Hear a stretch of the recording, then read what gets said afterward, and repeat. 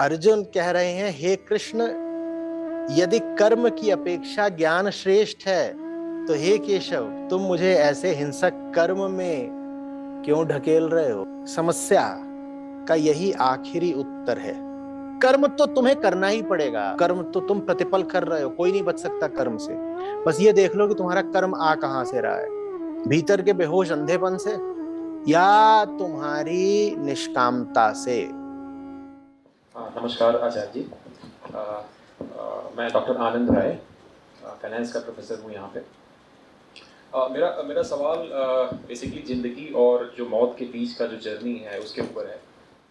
Birth जो हमारे control में नहीं है, इसका मतलब है कि मुझे इस धरती पे किसी ने भेजा है शायद, और उसका कुछ पर्पज़ होगा भेजने का।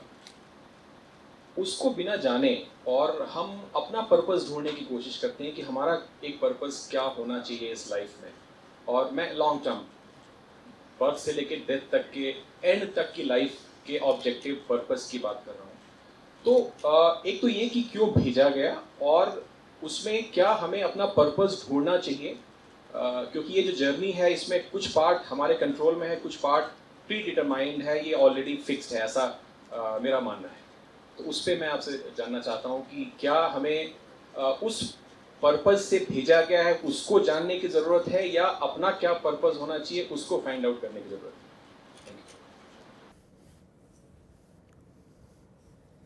नहीं, भेजा वगैरह तो क्या ही गया है। असल में क्या होता है कि हम जिस चीज़ को हम पैरा फिजिकल, मेटाफिजिकल, परा भौतिक भी कहते हैं,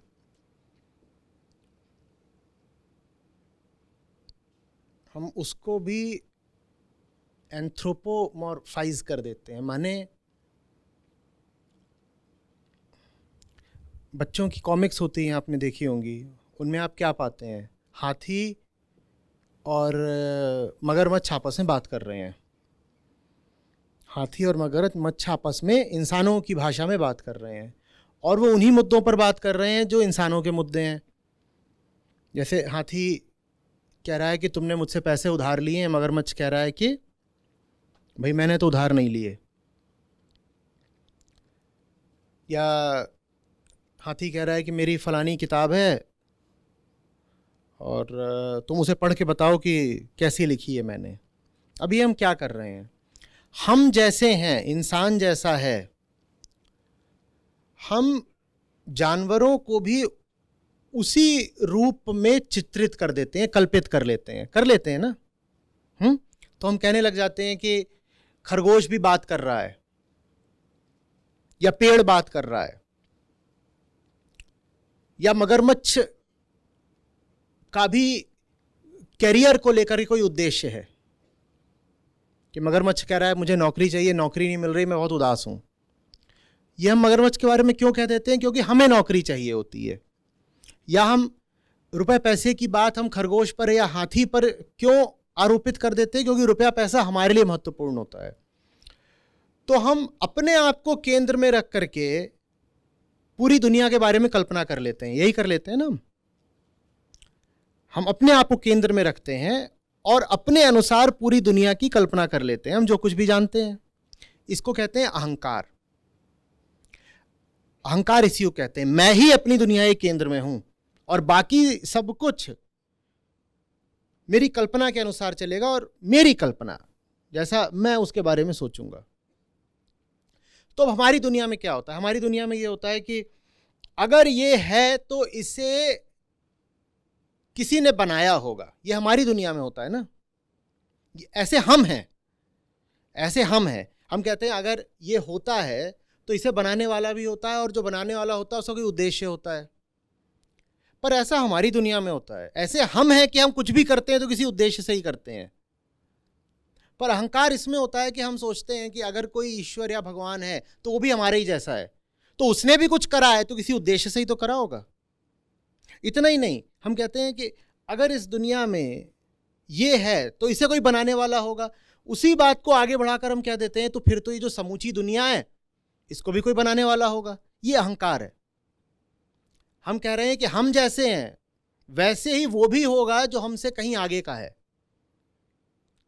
और ये बात तमाम विचारधाराओं में पाई जाती है, लगभग सब धर्मों में पाई जाती है। हर धर्म इस बात की कोई कल्पना करना चाहता है कि इस दुनिया को किसी ने रचा। भाई ये तुम्हारे अनुभव की बात है कि जो भी कुछ होता है उसे तुमने रचा होता है, लेकिन इसका मतलब ये थोड़ी है कि इस पूरी दुनिया को भी कोई रचेगा। तुम अपनी बात को उधर क्यों लगा रहे हो? आप कहीं भी चलते हैं तो किसी उद्देश्य से चलते हैं, है ना? बिना उद्देश्य के चल नहीं पाते, और उद्देश्य का मतलब होता है लाभ, मुनाफा। यही तो उद्देश्य होता है। आप कहीं भी जा रहे हैं तो उसमें से कुछ लाभ पाना होता है, तभी जाते हैं। तो फिर हम सोचते हैं कि हमें भी अगर इस दुनिया में भेजा गया है तो कोई उद्देश्य होगा। ले देकर आपने ये करा कि जो बनाने वाला है उसको आपने अपने जैसा ही मान लिया। आपने कहा मैं कुछ भी करता हूं तो कोई उद्देश्य होता है, तो वो भी कुछ करता होगा तो कोई उद्देश्य होगा। ये अहंकार है। आप देख रहे हैं आप किन दो चीजों में बराबरी बैठा रहे हैं। मैं कुछ भी करता हूं तो उसमें कोई उद्देश्य होता है, तो उसने भी कुछ करा है तो कोई उद्देश्य होगा। पहली बात वो है या नहीं, इसकी कल्पना भी आप अपने अनुसार कर रहे हैं। आप कहते हैं मेरी दुनिया में अगर कोई भी निर्मित चीज होती है तो कोई निर्माता भी होता है, तो फिर इस संसार का भी कोई निर्माता होगा। ये आपने पहली कल्पना कर डाली। फिर दूसरी कल्पना आपने ये करी कि मैं इस दुनिया में कोई भी निर्माण करता हूं तो उसके पीछे कोई उद्देश्य होता है, तो वो जो निर्माता है बड़ा वाला, उसने भी अगर ये दुनिया बनाई है तो उसका भी कोई उद्देश्य होगा। ये तो सब आपकी कल्पनाएं हैं ना, अपने ही केंद्र से, अपनी ही अहंता से।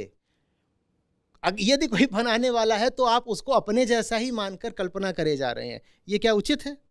ये क्या उचित नहीं। वेदांत इससे बिल्कुल भिन्न बात करता है। वेदांत कहता है ये बात बाद में करेंगे कि आपको भेजा गया है या नहीं भेजा गया इत्यादि, ये बहुत बात की बात है। पहले तो हम ये बात करेंगे कि आप हैं भी क्या। आप होंगे तब ना आपको भेजा जाएगा, नहीं तो बात ऐसी हो जाएगी कि आपके घर में बाहर कोई आए घंटी बजा दे, जोमेटो वाला है, और वो कहता है खाने का बिल दीजिए। आप कहेंगे खाना कहाँ है? वो कहेगा खाने का पता नहीं, बिल दीजिए। ये अजीब बात हो जाएगी ना। या कि आप घर में हो, आपसे पूछा जाए, आप ऐसे बैठ गए मेज पर, खाने की मेज पर, आपसे पूछा जाए बताओ खाना कैसा है, आप कहें होगा तो कैसा होगा बताऊंगा ना। किसी चीज की गुणवत्ता बताने के लिए, किसी भी चीज के विषय में कोई टिप्पणी करने के लिए पहले उस चीज को होना चाहिए। वेदांत कहता है पहले अपने आप से पूछो तुम हो भी? तुम हो ही नहीं तो तुम्हारा बिल कैसा चुकाया जाए? तुम हो ही नहीं तो तुम्हारा रूप रंग स्वाद, तुम्हारा निर्माता, तुम्हारे गुण दोष, कुछ भी कैसे बोला जाए तुम्हारे बारे में? अब यहां हम फंस जाते हैं। हम कहते हैं ये कैसी बात हो गई कि हम हैं या नहीं हैं? अरे हम हैं ना, देखो ये रहे ये रहे ये रहे, हम हैं। अगर हम नहीं है तो कुर्सी पे कौन बैठा है? वेदांत कहता है तुम्हें कैसे पता कि कुर्सी है? तुम कह रहे हो मैं वो हूं जो कुर्सी पर बैठा है। वेदांत कहता है तुम्हारे पास प्रमाण क्या है कि कुर्सी है? तो कहते हैं अरे चलो यार, कुर्सी का कोई प्रमाण नहीं है, पर इस देह का तो प्रमाण है ना, ये रही देह। कहते क्या प्रमाण है? कहते अनुभव हो रही है। अनुभव किसको हो रहा है? तुम्ही को हो रहा है। तो तुम खुद अपने प्रमाण हो, तुमसे बाहर का कोई प्रमाण है? ये तो ऐसी सी बात हो गई कि बच्चों अपनी अपनी परीक्षा खुद लिखो और खुद को ही नंबर दे लो। भाई आप हैं या नहीं, इसका आपसे अलग भी तो कोई प्रमाण होना चाहिए ना। तो आप कह देंगे नहीं, जो मेरे बगल में बैठा है वो भी कह रहा है मैं हूं। आपको कैसे पता आपके बगल में कोई बैठा है? उसका प्रमाण मैं हूं। तो ले देकर अभी भी आप अपने प्रमाण स्वयं रहे और आपके अतिरिक्त आपका कोई प्रमाण नहीं है। आपको किसने भेजा, आपको क्यों भेजा, ये प्रश्न तो तब जायज होगा ना जब पहले ये साबित हो जाए कि आप हैं भी। वेदांत पूछता है कि आओ पहले जांच लें कि आप हैं भी क्या। आपकी इंद्रियों और आपके मन के अतिरिक्त कहीं कोई प्रमाण है कि आप हैं? एक बात बताइए, आप ऐसे हो जाएं कि आप दिखाई ना देते हो, आप स्पर्श में ना आ सकें, आप सुनाई भी ना देते हो, तो क्या आप कहेंगे कि आप हैं? माने आंख, कान, नाक और त्वचा, इसके अतिरिक्त आपका कोई प्रमाण नहीं है आपकी हस्ती का, और ये सारे प्रमाण आपके अंदर ही बैठे हैं। आपसे बाहर कोई प्रमाणकर्ता, कोई एजेंसी नहीं बैठी हुई है जो सर्टिफाई कर दे, जो सत्यापित कर दे कि आप हैं। वेदांत आपको यहां पकड़ लेता है। वेदांत कहता है ये सब कुछ जो तुमको दिख रहा है ना, सिर्फ वो तुम्हारी अपनी दुनिया है, उसको सत्य मत मान लेना। सत्य वो है जो तुम पे निर्भर ही नहीं करता। तुम्हारी अपनी हस्ती और तुम्हारी इस दुनिया की हस्ती तो तुम पर निर्भर करती है। ये दीवार तुम कहते हो कि है सिर्फ इसलिए क्योंकि तुमको दिख रही है। अगर सबको दिखनी बंद हो जाए ये और सबको स्पर्श में आनी बंद हो जाए तो क्या तब भी कहोगे कि ये दीवार है? तो इस दीवार को, हमारी देह को, हमारी हस्ती को वेदांत कहता है कि ये ऐसी काम चलाऊ बात है, व्यवहारिक बात है, इसको सत्य नहीं मानते। अब एक बार आप काम चलाऊ हो गए, उसके बाद ये प्रश्न ही पीछे छूट जाता है कि मुझे किसने भेजा। अब फिर क्या प्रश्न बचता है? फिर प्रश्न ये बचता है कि अगर मैं बस व्यवहारिक हूं, अगर मैं सत्य नहीं हूं, अगर मैं अनुभव मात्र हूं, सत्य नहीं हूं, बस मेरा अनुभव भर होता है, प्रतीति हूं मैं, तो मैं जिंदगी इस बात को याद रखते हुए कैसे जीऊं कि मेरे इस अस्तित्व में सच्चाई नहीं है, सत्य कुछ और है। इसीलिए वेदांत में ईश्वर या भगवान के लिए कोई जगह नहीं है। ईश्वर या भगवान की जरूरत तो तब पड़े ना जब पहले ये सब सच हो। जैसे ही आप ये सब सच मानते हैं फिर आप कहते हैं अगर ये दुनिया है तो दुनिया को बनाने वाला भी कोई होगा। वेदांत कहता है दुनिया ही नहीं है, जगत मिथ्या। ये दुनिया भी बस तुम्हें अनुभव में आते स्वप्न की भांति है। अभी प्रतीत हो रही है, अभी प्रतीत नहीं होगी। आज ऐसी है, कल वैसी हो जाएगी। एक ही चीज एक को एक जैसी दिखती है, दूसरे को दूसरे ऐसी दिखाई देती है। मैं 1 घंटे से आपसे बात कर रहा हूं, क्या सबने एक ही बात सुनी? क्या सबने एक ही बात सुनी? भी आपसे कहा जाए कागज पर लिख दीजिए मैंने क्या कहा, आप सब अलग अलग बातें लिख देंगे। तो बताओ, जो सुना जाता है उसको सत्य कैसे मान लें? जो अनुभव में आता है उसको सत्य कैसे मान लें? वो तो किसी के लिए कुछ है, किसी के लिए कुछ है, किसी के लिए कुछ है। वो तो एक ही चीज ही नहीं है। जो आज आपको प्राणों से प्यारा लगता था, कल आप उसे कट्टर दुश्मन हो जाते हैं। बताओ सत्य किसको माने? जो आज जी रहा है कल राख हो जाता है, बताओ सत्य किसको माने? तो वेदांत कहता है ये सब बच्चों वाले सवाल छोड़ो कि भगवान कहाँ है, ईश्वर क्या है, देवता देवी, वेदांत इन सब की कोई बात नहीं करता। कहता है हटाओ, ये तो तुम्हारी बच्चों की कल्पनाएं। वेदांत कहता है अब जरा बड़ों के सवालों पर गौर करें। और बड़ों का सवाल ये है कि ये जो दिन प्रतिदिन मुझे धोखा होता है कि ये भी सच है, मैं भी सच हूं, मैं इस धोखे को कैसे अलग करूं? इस धोखे के लिए वेदांत में नाम है माया।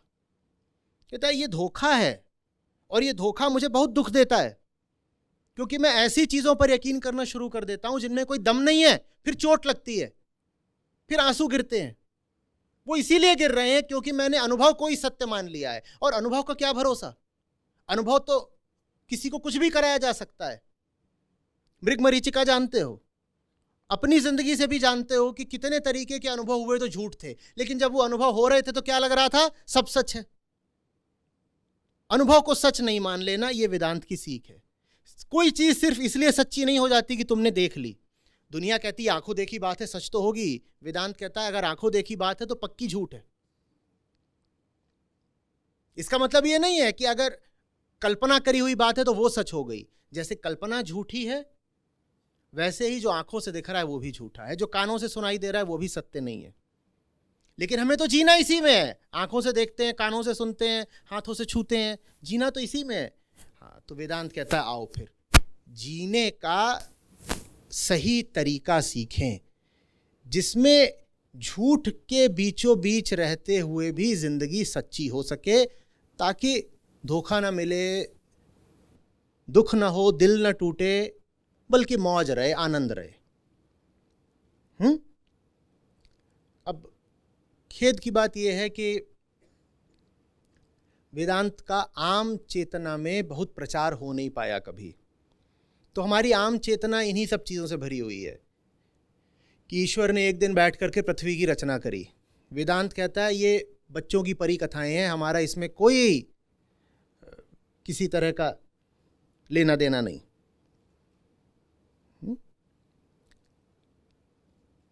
आपका मस्तिष्क जैसा है वैसा न होता तो ये दुनिया आपको जैसी दिख रही है वैसी नहीं दिख रही होती। आप देखते नहीं हैं, आप ज़रा सी शराब पी लेते हैं दुनिया डोलने लग जाती है। तो दुनिया सच है या झूठ है, वो तो आपके मस्तिष्क पर निर्भर करता है। मस्तिष्क डोलने लग गया, दुनिया डोलने लग जाती है। जानवरों को दुनिया वैसी नहीं दिखती जैसी आपको दिख रही है। अब बताइए किसको सच माने, किसको झूठ माने?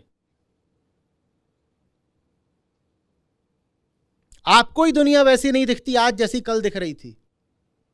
सब बदल जाता है। आप कहीं घूम फिर आइए 4-5 दिन, फिर अपने घर में आइए, घर आपको अलग लगेगा। एक प्रयोग करके देखिएगा, आपके घर में किसी कमरे में अगर बहुत समय से पीली लाइटें लगी हुई हैं, उसकी जगह सफ़ेद लगवा दीजिए, आपको लगेगा कमरा ही बदल गया, मैं नए कमरे में आ गया हूँ। अनुभव का क्या भरोसा? मन को तो कुछ भी करके धोखा दिया जा सकता है और उसे धोखा ही होता है हर समय। छोटी छोटी बातों पर धोखा होता है। वेदांत कहता है धोखे से कैसे बचें। मूल प्रश्न ये नहीं है कि ईश्वर कौन है और उसने हमें क्यों बनाया। मूल प्रश्न ये है कि जिंदगी बिना दुख के कैसे जी जाए। मैं कौन हूं? मैं वो हूं जो धोखे में रहता है हर समय। वेदांत अहम की ये परिभाषा देता है। अहम की क्या परिभाषा? मैं कौन हूं? वो जो हर समय धोखे में जी रहा है। धोखे में जी रहा है इसीलिए दुखी है। तो उद्देश्य क्या है पूरे वेदांत का? दुख से मुक्ति। और दुख से मुक्ति तभी होगी जब भ्रम से मुक्ति होगी। भ्रम से मुक्ति, यही प्रश्न है और हमें इसी पर विचार करना है कि धोखे से कैसे बचें। धोखा क्या है, इसको अच्छे से समझें। ये असली प्रश्न है। ये सब कोई प्रश्न नहीं है कि फिर उसने उससे क्या कहा, फिर कितने लोक हैं और किस लोक में कौन से देवता का निवास है, फिर फलाने ऋषि ने जाके फलाने मुनि को क्या श्राप दिया।